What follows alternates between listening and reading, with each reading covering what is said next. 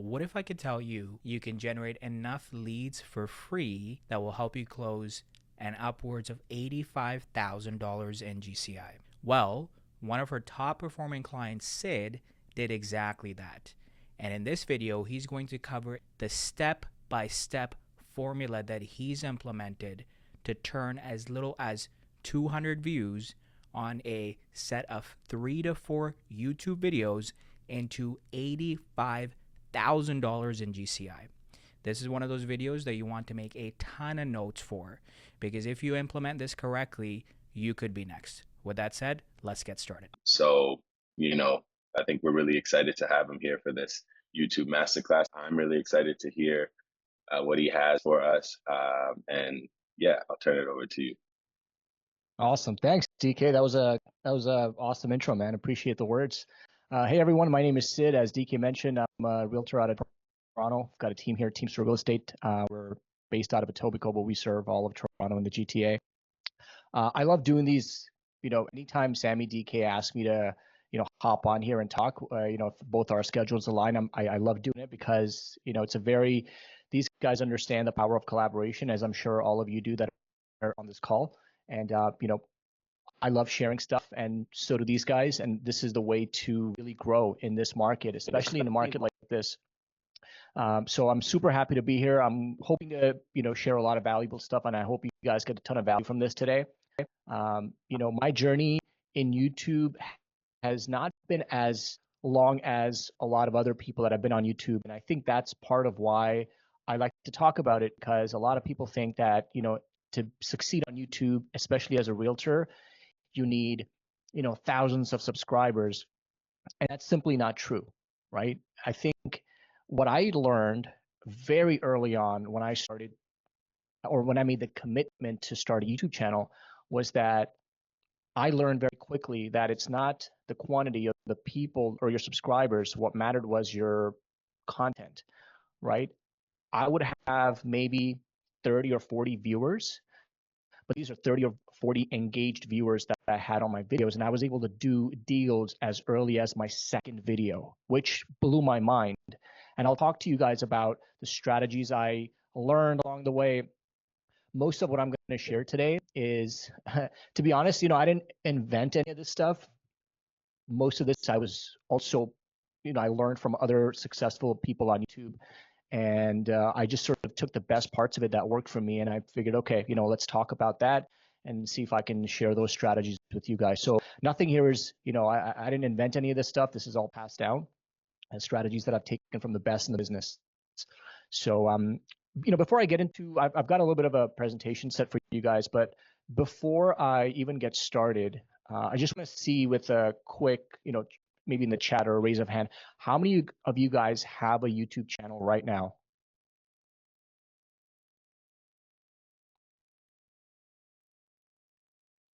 Okay, I don't see any chat or any hands, so I'm guessing Sammy's got one.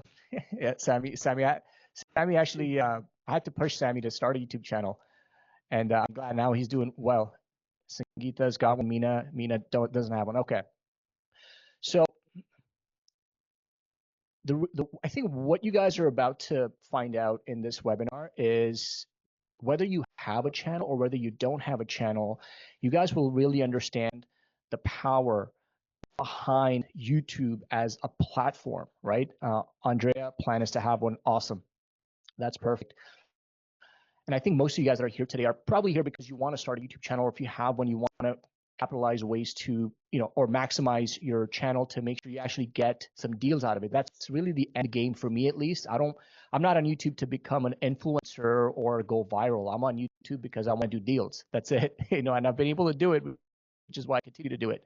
And I'll show you why, even though I don't have a large following on there, how I'm able to do deals. And I'll share those tips and strategies with you. Number one, let's talk about why YouTube, right? So YouTube is owned by Google, and Google is the largest search engine in the world, and YouTube is the second largest search engine in the world. And the best part about YouTube is it's completely free, right? Instagram and TikTok, they're great. Facebook is great. But the only downside to those platforms, I shouldn't say a downside, but the way they compare to YouTube is actually a search engine. You can go to YouTube and you can type in, a user can type in, homes in Etobicoke or homes in Vancouver or how to buy a house in XYZ city, and it'll spit out kind of exactly like Google, and it'll rank you, right? And people can watch your stuff and they can really consume long form content and build trust with you. So YouTube, from that sense, is very powerful. Whereas, on Facebook and Instagram, you can't really search that well on TikTok, and it doesn't show you, and you have to really go viral on those platforms for you to get noticed, right? But on YouTube, as long as you have, we'll talk about the strategy of titles, thumbnails, which are really important, how they can actually boost you ahead of a lot of people who have large followings. And that's one of the tricks that I use to get in front of the right people, right? The right people. And that's the key. I would rather have video that's got 100 views, but I get 5 deals out of it, as opposed to 10,000 views where I get 0 deals out of it. Okay, so that's number one. Why YouTube is it's free, and it's free advertising, and not many people are on this platform. I mean, you'd be surprised in your market how many people are actually putting out videos, and even if they are, if they're actually getting deals out of it. So let me see if I can share my screen here.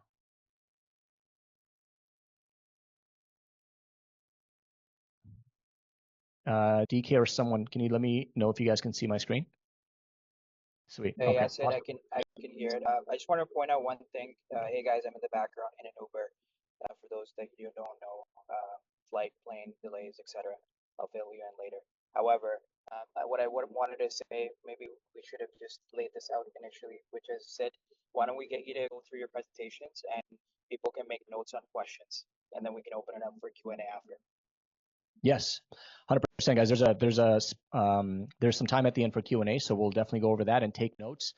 By the way, at the end of this presentation, I'm going to also share with you guys my cheat sheet for YouTube, so you guys can just, you can take notes, and you can also download that PDF. It's got all my best practices, cheat sheets, everything I'm going to share with you guys here in a templated format, so you don't have to do any of that work.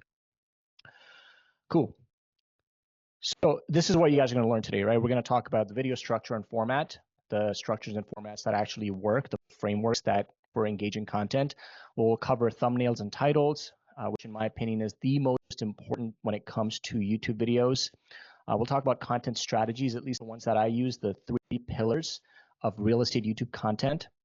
We'll talk about long form educational guides because I think they're very powerful. News and headline videos that act as fast trust builders. We'll talk about CTAs, which are call to actions and conversion paths that turn viewers into clients. And then finally, we'll talk about the mindset behind the channel growth, right? And when I say channel growth, what I'm really talking about is doing deals, okay? I want to share a key insight. You don't need millions of views, guys. You just need a few hundred engaged viewers, and those people alone can fuel your entire pipeline. In 2024, I added an additional $85,000 in GCI just for my YouTube channel. And let me see if I can share my, if this is my channel, I still have under 1,000 subscribers. I have 103 videos, but I was able to do just these many subscribers. By the way, this was even at around, I think 500 last year. I was able to do over $85,000 in GCI with just this amount of viewers and subscribers. YouTube doesn't prioritize subscribers anymore. It prioritizes retention, which is how long somebody's actually staying to watch your videos. And that's where the priority when you're creating your content, when you're mapping it out, that's where it should be. How can I get the viewer to stay and watch longer? Because A, that builds trust with you, and B, YouTube likes that, and it's going to push more of your stuff to those people. Because the longer somebody stays on YouTube, the more money YouTube makes through advertisers. It's that simple. Okay, so let's talk about the video structure formula, right? The power is really in the first 30 seconds. And this is sort of the 3-part hook formula that I use for all of my videos, right? Especially videos where I'm talking about the current market situation, or even a news headline, or even a guide, for example. Right? So it starts with a bold statement. That's how I start all of my videos. Let's say you're in the Pickering market in Ontario. Sorry. Let's say you're in the Pickering market and you want to start your bold statement with Pickering homes are selling over asking every single day. The reason you want to make this bold statement is because this will then allow the person that's watching to really engage with what you're about to say next, and it builds curiosity. Right after that, you want to go into your authority and context, and you want to say, okay, I've been selling real estate for 7 years here in Pickering, or 5 years, or 2 years, or whatever, however long you've been in the business. You say that to establish credibility. And then finally, you want to throw some stakes in there, right? Like, what's at stake for the viewer? So, for example, if you're a seller in the next 6 months, watch this to make sure you don't leave any money on the table. Or if it's a buyer-specific video, then you can say something along the lines of, if you're a buyer looking to buy in Pickering over the next 3 months, you want to make sure you watch this video so you don't overpay for a property or you don't miss out on deals, right? Those are the stakes for the people that are watching this video if they don't watch it. So once you really nail down the 3-part hook formula, you've got the viewer engaged, and all you're doing at this point is you're increasing retention and you're making the viewer engage with it and continue to watch it. Okay. All right. So next, let's talk about the actual content and delivery here, right? So the 3-point structure, you want to map out your main teaching points clearly. Okay. So for example, the thing that I do is I talk about usually 3 or 4 points. I map out what I'm going to talk about in that video. So, excuse me, if it's about homes in Pickering, for example, I'll talk about point 1, point 2, point 3. Homes in Pickering are selling, over asking. And I'm going to show you 3 reasons why that's happening, or 3 reasons if you're a seller that you can maximize the sale of your home. And those are 3 points you really want to outline through the rest of your video. That's the main body of your video, and you want to break it down in next 5 to 6 minutes, let's just say. So you want to keep viewers oriented throughout so they know that, okay, these are the 3 points I need to look forward to, so that they're not lost within the video. Because a lot of times I see people talking about videos where they'll just start rambling on, and there's really no structure to it. The more structure you have and the better your framework is, it's easier for you to then talk about stuff and for you to map out your videos. And it's also easier for the viewer to understand what's coming next and for them to actually stay because they know what to expect next. Okay, the end loop CTA, or call to action, is, you want to start right off the bat within the first, right after the intro, for them to do something right away, for them to engage in a way. So one of the things, I like to do is, hey, if you learn anything new, give this video a like. Or if you're new to this channel, please subscribe. Or, by the way, there's a link in the description for you to book a call with me at any time throughout this video. The reason you want to do that early on is because no matter what, no matter how great your video is, your retention is going to go lower in YouTube as your video progresses. And that's just the nature of any video that you put out there, no matter how good your video is. You are going to have viewers drop off. Secondly, it's important to know that you'd be surprised if you ask people to do something, how likely they are to actually do it. So if you say, subscribe to my channel, you'd be surprised. People will actually hit subscribe. Or if you say, hey, like the video, they'll actually like it. And if you push them to book a call, you'd be surprised how many people actually click on the link in Calendly, if that's what you're using, to go and book a call, right? Another tip, in the end, instead of saying buy, again, this is another call to action. If you have another video, you go, hey, if you enjoyed this video, then you might also like my buyer series on Pickering, right? This is to keep the viewers in the channel loop and get them going from one video to another, and you want them to keep watching. There was a study done, I forget who did the study, but it said it takes 7 hours for someone to build trust with you, 7 hours of consistent viewership of your video. And this is a way, there's a strategy to do that, to keep people in the loop. Once people have consumed about 7 hours of your content, they will come to you and they will be pre-sold. You don't have to do anything. And YouTube, leads are my favorite pillar. I should have started with this in the beginning, but YouTube leads are my favorite because they are the most warm. They're the hottest. They follow everything I tell them. They're the easiest clients to work with, and they come pre-sold, right? When I do my meetings with them like this on Zoom or in person, they're just waiting for my instructions on what to do next because they've already been educated and I've already gained their trust while not having done anything, right? Just going into my first meeting. So call to actions are important. Keep them in the channel loop by sending them somewhere at the end of your video. All right, this is probably the most important slide. So if there's anything you want to take away from this webinar, it's this. Okay, thumbnails and titles. these are more important than the actual video itself. I would put more weight on these. And the reason is because your click-through rate matters a lot. And your click-through rate is what makes YouTube push your videos out to other viewers that are like your audience. Okay, so if you have a low CTR, click-through rate, that means your thumbnail or title is off and there's no viewers to begin with. So there's some best practices that you can use for thumbnail composition and title crafting, right? And I'm going to share this with you guys in my PDF as well. The best practices is just half the frame, have your face on there, okay? And make it expressive. I know this might seem a little bit cheesy when you guys see it, but I don't know why, it just works really well. I hate doing it, but they work really, really well. And you want to have an expressive, you're showing emotion in your videos, right? So what I like to do is I'll take one day, usually once every 6 months, I'll update my thumbnails. It's probably due for one right now. And I'll just turn on my camera and I'll do like 30 different expressions, right? Pointing at stuff, pointing down, being surprised, or like being curious. And I'll just screenshot all of them and then I'll save them in a thumbnail folder. So I don't have to keep doing it every single time. So that's one, is you want to make sure your face is in the video, again, to build trust, credibility, and also YouTube likes consistency. If they see you in the thumbnail, you should be obviously you're going to be in the video. So there's consistency there, there's congruency. And so people, when they see something is consistent, they keep watching. The other half of your thumbnail, you want some kind of succinct hook, word, or phrase. Keep them high contrast colors and readable at small sizes. So I've got a few thumbnails here that have work really well. Obviously, I've got the face in half the frame. And then in the other half of the frame, I put some kind of text, something that drives curiosity, right? Some kind of hook. So for example, this one I have, this shocked me, right? And people are like, what shocked you? I want to know what shocked this guy, right? And for this one, I put $376,000 loss, and I'm pointing at a photo of a listing. And so this one is landlords in trouble. So these are just curiosity and hook-driven texts that are on the thumbnails. Which brings me to my next point, which is the title crafting, right? You want to pose a... right? Sorry, was that you, Sammy?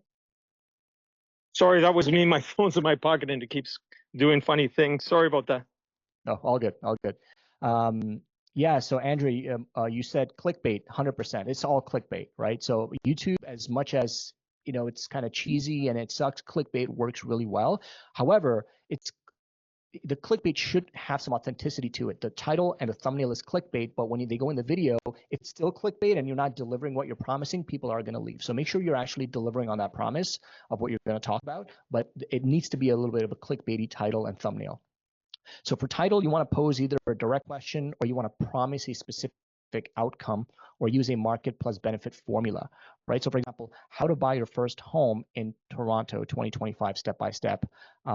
One of the ones I have here for this one is the best property type to buy in 2025. I'm not giving anything away here. I'm creating curiosity. I'm promising a specific outcome because I'm going to promise them at the end that they're going to find out what the best property type to buy is in 2025. And then I've got the thumbnail here. This shocked me. So they're working together really well to create a lot of curiosity.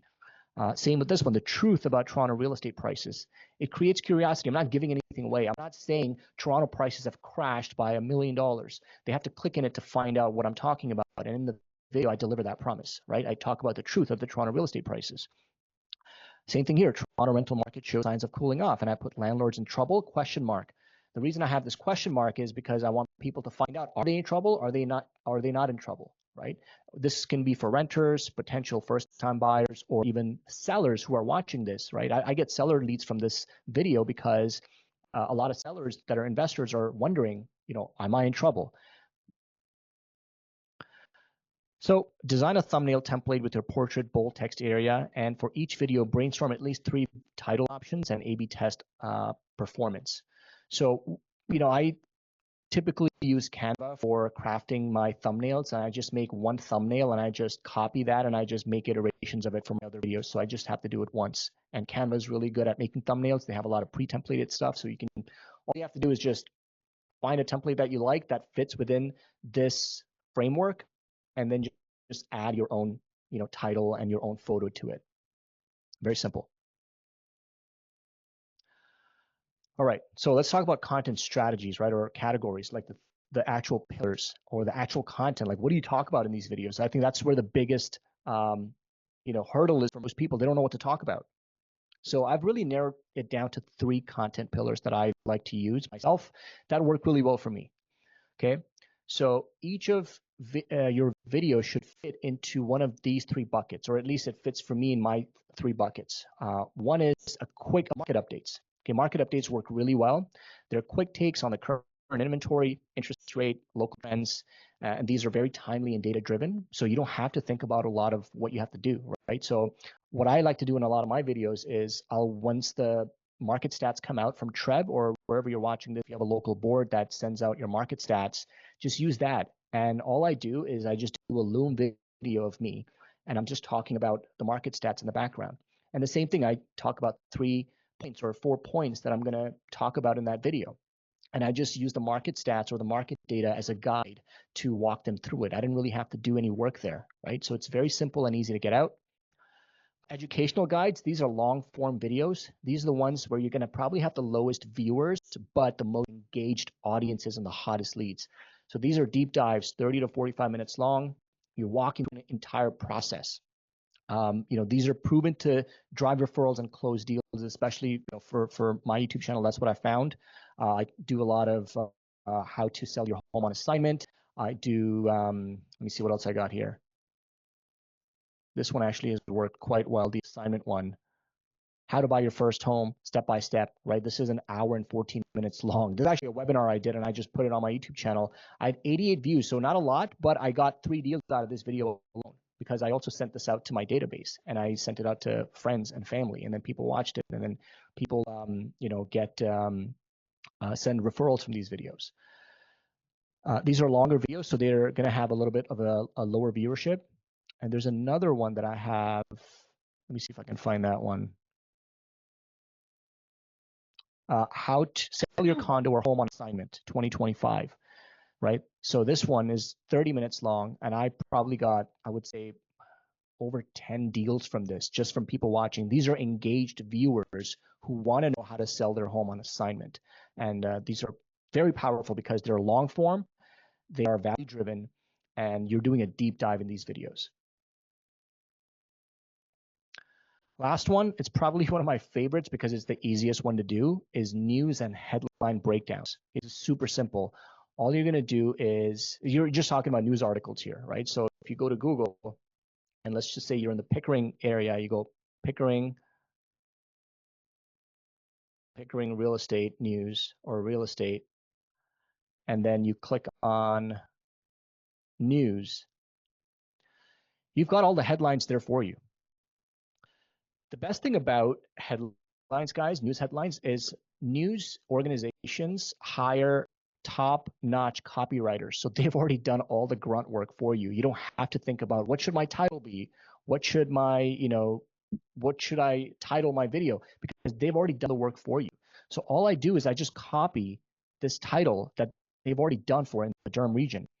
And I just use that as a video, and then I'll use this and I'll share my screen and I'll talk about this news article and I'll give my own spin on it, right? I'll read a couple of paragraphs and then I'll give my own thoughts and opinion about it. They're the easiest to do because they take the least amount of effort in terms of coming up with the title and in terms of coming up with content, because all you're doing is you're just, providing value on data that's already done, given for you, right? And it also adds an element of like this guy or this girl, they know that they're up to date. It builds authority, it builds credibility because you're talking about current events. So for implementation for content pillars, I would say, plan an editorial calendar that you're doing at least one video from each category per month. So do one market update a month because we get market updates monthly. So that's perfect. So at the beginning of the month, that could be a first video. Educational and long form videos, you can do those once a month, maybe talk one about buyers, one about sellers, and news headlines and breakdowns is very easy to do as well. You just find a news article or something that's trending and you just talk about that article. So long form educational guides, just a quick note on this, right? So I showed you guys how to buy your first home step-by-step guide. I got, so I have the stats here, 4 referrals out of it and 2 closed sales. Sell your condo or home on assignment. I actually have 12 properties that I listed and sold from that video alone, because assignments were very hot when I made that video, and I had a lot of people reach out to me from that video. A handful of people who booked time in my calendar to get an assessment on their property. They work really well. 30 to 45 minutes in length, I would say. I know my first one went a little bit over because it was a webinar. But again, if the longer the video and if the people that are actually watching until the end are the hottest and most warm leads. You want to turn your standard buyer seller presentation into a recorded video. If you have a buyer guide or seller guide that you use, or if your brokerage has one, or if Sammy's has provided you with one that you can use, I would just use that. My first buyer video, I remember all I did was I took the consultation presentation that I had, I hit record. This is what I do with clients anyway, so I just recorded one and I put it on YouTube. So it's very easy to do. It's just another practice run for you to do, but this time you're recording it. And then you want to link these to shorter videos as well, right? So you want to take the long form. There's websites out there like Opus Clips where you can put your long form in there and you can get some bunch of like 20 or 30 different short form clips, and send those out on YouTube or Instagram. You can also offer them as gated content. So what does that mean? Gated content means that you're telling people, hey, click here to get my buyer's guide or click here to get my seller's guide from the short form video, and you're sending them to your landing page or website or a form that they can fill out, and you're capturing the lead. And obviously, when you make videos like this, or just any video, always promote them via email and social ads, or just social media in general, because these are people that are already in your database. They're probably going to watch your video. So you may as well send it to them and leverage your database. For news headline videos, these are great because these are, again, fast trust builders, right? So again, Google real estate news, read the headline on camera, share your data-backed take. So data-backed take means that you're just reading the data that's here. For example, we'll use Pickering when we just pulled up. This is Pickering news headline. You're just reading off the first paragraph. Average price for a home in Pickering was $1,010,000 in June 2025. According to the Toronto Real Estate Board, that's up 2.3% or 22,348 from May 2025, and 2.3% or 22,430 compared to June 2024. I'm going to tell you guys why we're seeing this 2.5% jump. And if you're a buyer in this market, you want to make sure you watch till the end, because I'll share with you my 3 main takeaways on how it'll keep you from overspending on a home. You know what I mean? I just made this up on the fly, but it's something along those lines. Is you're reading off the article and then you're just giving your own spin on it and just giving your own take on it, on why they should watch this video. Because the news article they can read, but now you're giving your thoughts, your opinions on it. And maybe you're sharing data of what you're finding with your buyers that you're working with, or the sellers that you're working with. And then, you're just using this as a guide to give your own experience on what you're seeing in the market. I hope that makes sense. So again, why this works is it shows that you're current and you're informed. It positions you as the local expert, and it's easy to produce weekly, guys. It's super simple. I go to Google, type in your city real estate, go to the news section, and just copy an article. And if you have Loom, which is free, just record a Loom video and give your spin on it. And it's great for algorithm engagement because I remember I did one video that had over 20,000 views, and I got like probably 30 or 40 appointments. It was absolutely insane. Let me see if I can find it. It was about this one here. So Toronto home buyers walk away from $300,000 deposit. This is an example of a news article I did on stories.com or the Toronto Star, I think. And I just copied that headline, but I did it very quickly because the news had just came out, I think, a day ago. And I figured, okay, this is the perfect time to make this video. I took the headline and actually shared the thumbnail of the headline, the news article, in my thumbnail. And so in that video, I'm just talking about what happened, like why we're right? And I just gave my own spin and my own take on it. And this video got me a ton of appointments. I know I already touched on this, but you also want to make sure that you have a book a call, clear call to action right in your description. When people click on this, you're giving them a reason to book a call with you. So very important. You want to say that in the beginning. Hey, if you're new to this channel, or if you'd like to book an appointment with me at any time, you can do so by clicking the first link in the description, and you can have a one-on-one call with me. It's a clear call to action, and you're doing it early on so that people don't miss out on it, and the people who are going to fall off later also have an ability to actually do it if they can't watch the entire video. Pro tip, set a recurring Friday morning reminder to pull 3 headlines for the following week's videos. So I would just pick one that you really resonate with, that you feel confident you can talk about, and just make a video on that. Okay, calls to action and conversion paths. I kind of touched on the calendar link because you want to really maximize when people are watching your videos to turn them into clients, right? So here's the link hierarchy that I use in my descriptions. The first link always is the booking page, because I want people to clearly see it. I don't want them to look in the description, where's the booking link? It's the first link, right? As you saw in this video, it's the first link, the booking, and it says in big clear words, book a call. Okay, so it's very hard to miss. So that's the first calendar page, or whatever calendar you're using. Calendly is very easy. They can go in there, put in their information, book a call. The second link is if I'm doing like a guide that I'm giving away or something, I'll put that, especially in my long form content. And the third link is I'll typically, if I'm doing a news article video, for example, I'll link the the link to that news article. So if I'm using Toronto Star, Toronto, Globe and Mail, Financial Times, Stories.com, I'll put that link so that I can show people this is where I got the news article from. Again, verbal CTAs always include both a like and subscribe and book a call in your video or in a voiceover or in a image, however you guys want to do it. Overlay on the lower third, the best practice is to put a book here pointing to the description. Again, the whole point of this is to make it stupid proof, right? Like humans, when they're engaged in something, you want to make it as easy for them to look for things as possible. So the more you direct them to do something, the more likelihood of them just doing it, right? Because you're making it super simple. You're telling them to do it. B, you're pointing at it. And 3, they can see it in the description. So again, the easier you make it, the more likelihood of people actually clicking on these links to book a call with you.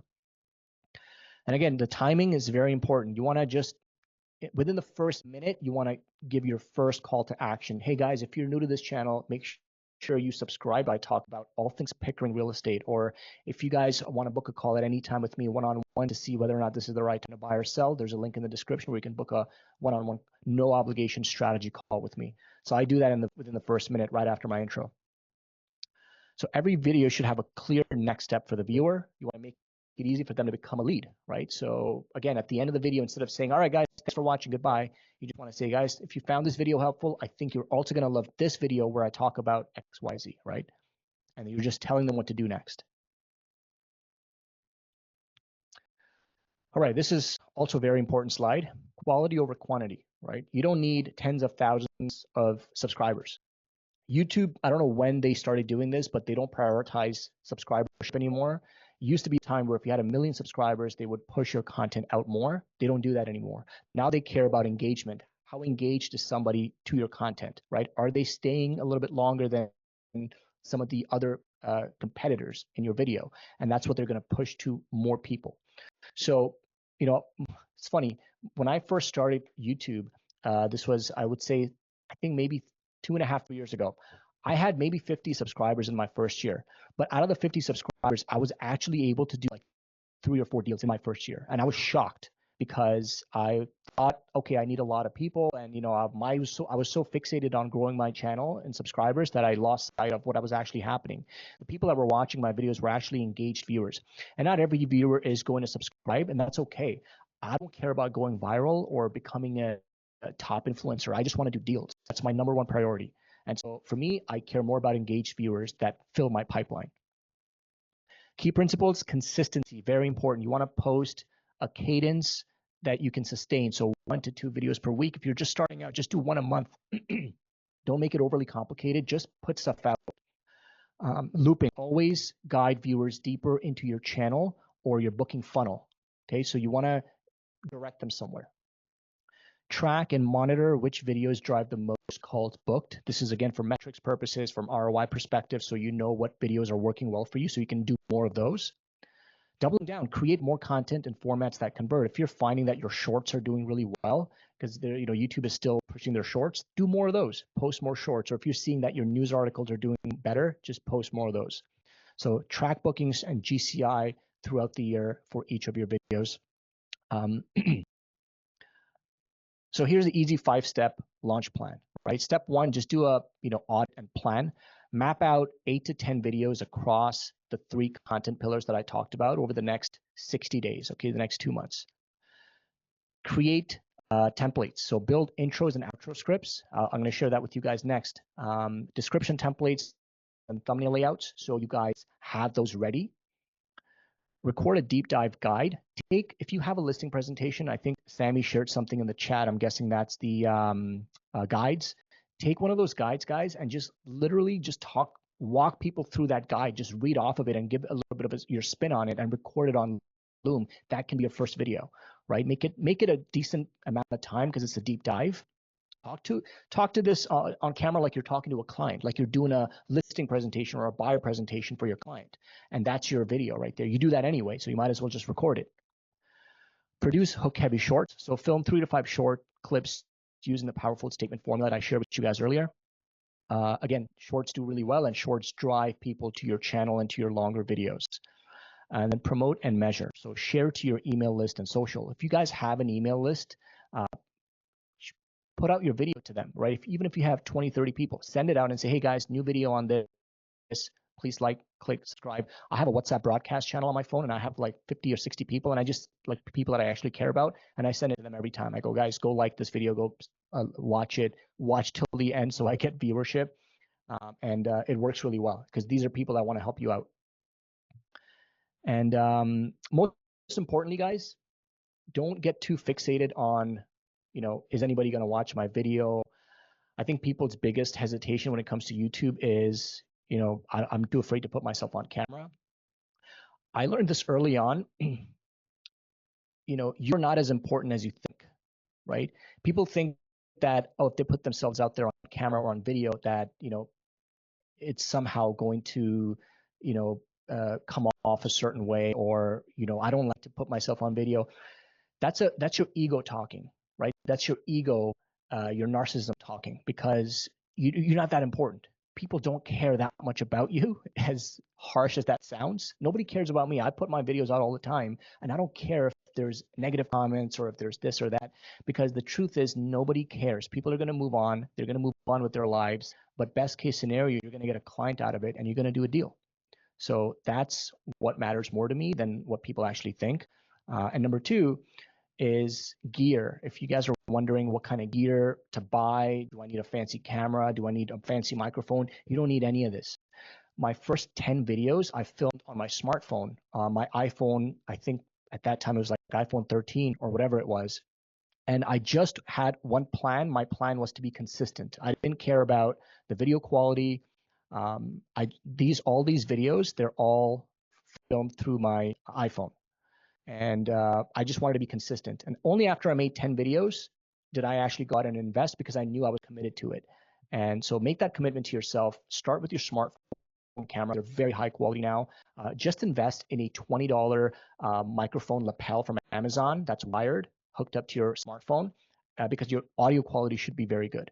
So you don't need any of this fancy recording equipment just yet. Just start with the lapel that goes onto your clips onto your collar. It's $20 on Amazon, and that should do you well. All right, guys. Now, as promised, I'll open it up to questions, and also you guys can scan here for your free cheat sheet. I've got a cheat sheet that let me see if I can find so I can show you guys a visual.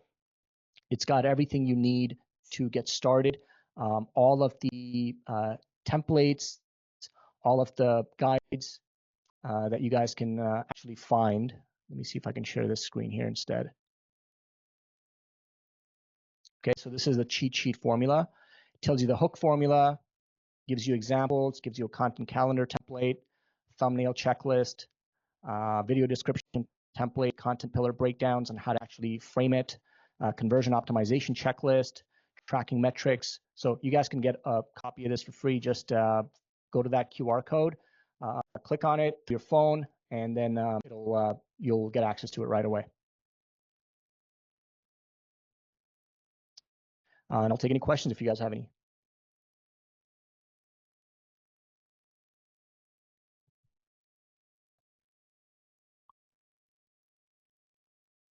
Hey Sid, can you guys hear me? I'm still in the Yep.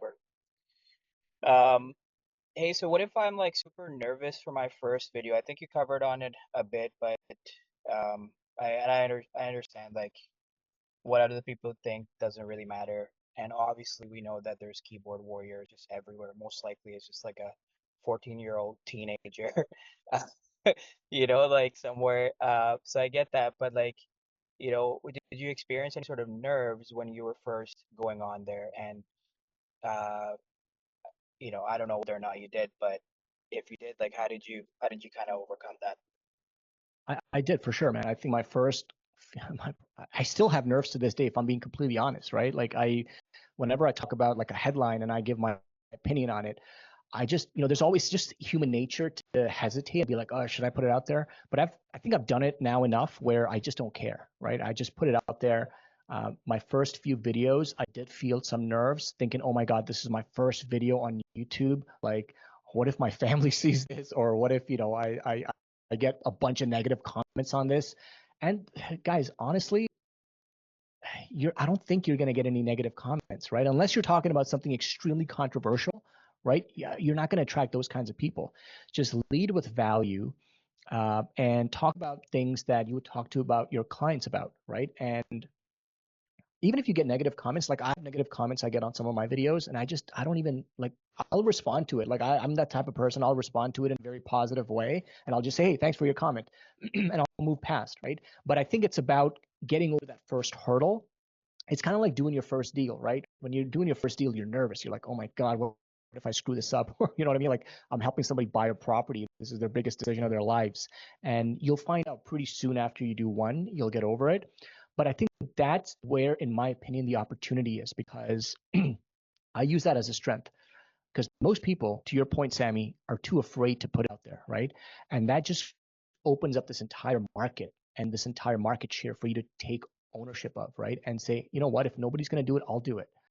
And then YouTube is where people go to get educated. People go to Instagram and TikTok to be entertained. They go to YouTube to be educated. And that's where they look to for experts, right? I'm going to give you a quick example of one of these videos that I've done that's actually gotten me a lot of appointments. And it's how to claim HST rebate in Ontario, right? And if you see here, I don't have a ton of subscribers, but I'm on the first page of Google because Google owns YouTube and it prioritizes videos. And then I'm on the first page here, right? And this video has gotten me so many emails, bookings, and appointments. It's absolutely insane. So it's a very niche video that I'm talking about something very specific. And if you go online, there's not a lot of people who talk about the topic. So I found niche, some of the best practice. If you're really good at something specific, the more specific and niche down you are, even though you may not have a lot of views, the people who are watching are engaged viewers who are then likely to convert. So I know I went a little bit off your question, but I hope that answers it. Yeah, for sure, bro. On my videos, people are infatuated with um, saying that I should be deported. That's like a trending one over the Yeah, past year. Deport this guy. So keyboard warriors on YouTube videos, on ads, like the more you put yourself out there, there's going to be so many of those. And the yeah. people who are actually doing business with you, the people who've converted from those videos, some of you guys don't look at that stuff. They look at the content of the video and the value in the video, right? So the scary stuff is not really scary whatsoever. It's not scary at all, to be honest with you. Yeah, it's not. And honestly, it's just a mental hurdle, right? We all have this mental hurdle because it's something that we haven't experienced yet. But I find that when you just take that first step, every other step after that is so much easier. Like I'm on my 105th video right now, and I'll be honest, like I don't like that. I don't like I know I mentioned I still have a little bit of hesitation, but it's honestly almost gone. Like each time I post a new one, I, like I remember my thumbnails, I was so scared. I was like, I don't know if I should put these thumbnails. I look kind of, it's kind of dumb, but that was my biggest hesitation because I'm not a very clickbaity type person naturally, right? Like I don't like to do clickbaity stuff, but I understood that it's important for the algorithm. Excuse me. I knew it's important for the algorithm. And so I decided to do it anyway. and I've seen good results from it. So I figured, okay, if it works well, then I'm going to keep doing it. Hey, Sid, another one is I think some of the people are just listening in on their drive. So Yeah. although the barcode is there, are you able to in this Zoom chat just Yeah, drop the actual link absolutely. Absolutely. so you can Let steal my me, client's information? done.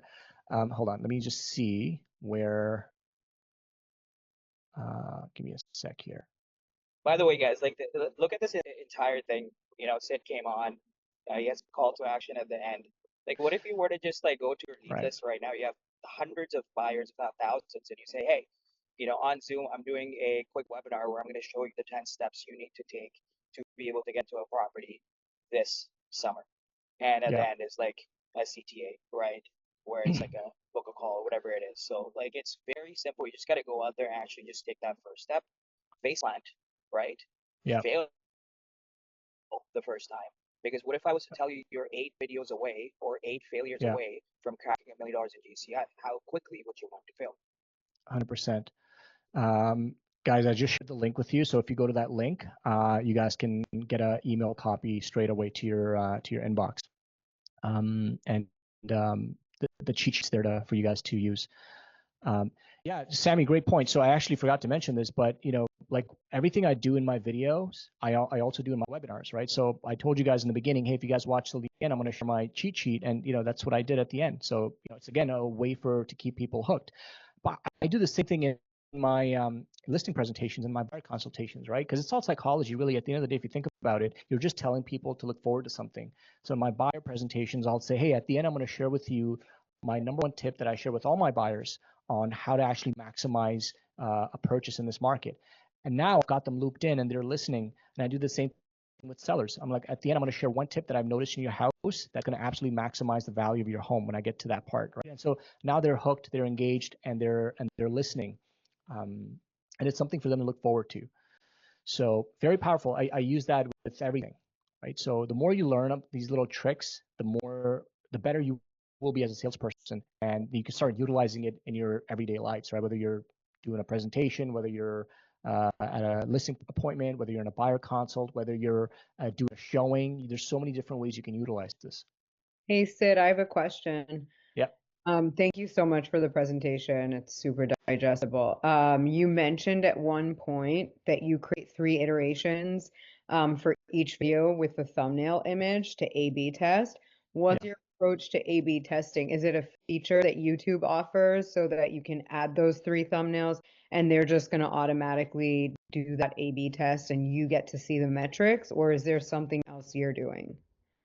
Yeah, that's a great question, Mina. So the question is on thumbnails and A/B testing, right? So YouTube actually, I'll answer this 2 ways. Number one, the A/B testing, when you do the A/B testing for a thumbnail, just change one variable, right? So either change the image of your expression, like if you're going from surprised to like curious, or change one element of your thumbnail so you know what's working and what's not. If you do an entirely new thumbnail that's completely different than the first one, you won't really know which one works well. So for example, on the thumbnail, I might change the overlaying text from landlords in trouble to tenants have the upper hand or something like that. You know what I mean? Like one variable you're changing. And YouTube actually allows you to A/B test now, which is awesome. So you don't have to do A/B testing with your own. Like it used to be, you had to get like a integration with a third party, Chrome extension. Now YouTube actually allows you to put 3 thumbnails, so you can put 3 of them, and YouTube will do all the work to push out and use a thumbnail that's most likely to convert with the click-through rate. That's awesome. Thank you. Yeah, no, great question. Sorry, RD. I'll share my one in the chat. Yeah, you can email me here, or you can also just text or call me directly here. Sorry, what was that? Okay, Omer, thank you for sharing the golden nuggets. Do you have a teleprompter, or are you just winging what you're going to say? So, great question. I do have a teleprompter. I'll say this about teleprompters. I only use them if I'm doing a very, very, very detailed video. I hate using teleprompters, I'll be honest, because I sound very scripted, and I still haven't gotten good enough to sound human when it comes to teleprompters. I purchased one. They're fantastic. I think everybody has their own style, and you'll figure out what your style is, right? I can't sit here and tell you you shouldn't use a teleprompter because maybe you're great at using a teleprompter, right? What I do is I'll make shorthand notes on a notepad, like usually on my phone, and I'll just look at the point and I'll go back to the camera and I'll just emphasize or I'll elaborate on that point, right? Because then I sound more natural. That's just me though, right? Everyone's different. Like I did a video on Mark Carney's housing plan, which was very detailed, right? And I'm like, there's no way I'm going to remember all the policies that he has. So I use a teleprompter for that. The good thing with a teleprompter, I'll say this, is it keeps your editing to a minimum, right? Because you're reading things, you're not editing as much post when you're doing it on CapCut or whatever software you're using afterwards. It's a lot less to edit, but I like to freestyle more and just wing it. So I'll have my 3 points and I'll have shorthand notes and I'll read my point and then I'll talk about it. On that note, another best practice is when you're recording a video, like just so you guys know, there's no perfect video. You're never going to get anything in one take. Just like if you're used to making Instagram videos, you're going to screw up. So never restart from the beginning. I made this mistake a long time ago as I would restart a 10-minute video and I'm like, what the hell am I doing?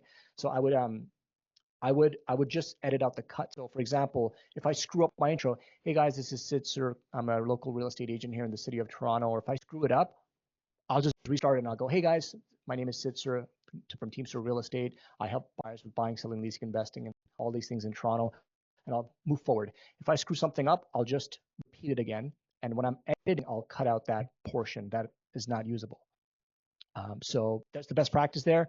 For me, I still screw up quite a lot on video. So my typical raw footage is about, if I have 7 minutes of usable footage, I typically have 15 minutes, almost double of raw footage. But that's just me. I'm just horrible at it sometimes.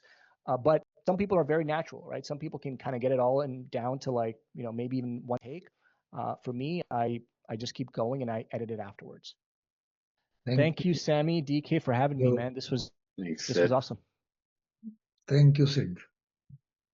You're welcome. Sammy made it back to the office? Yeah, no, I actually made it home. I'm going to go to the office soon, but you're the GOAT, bro. Thank you.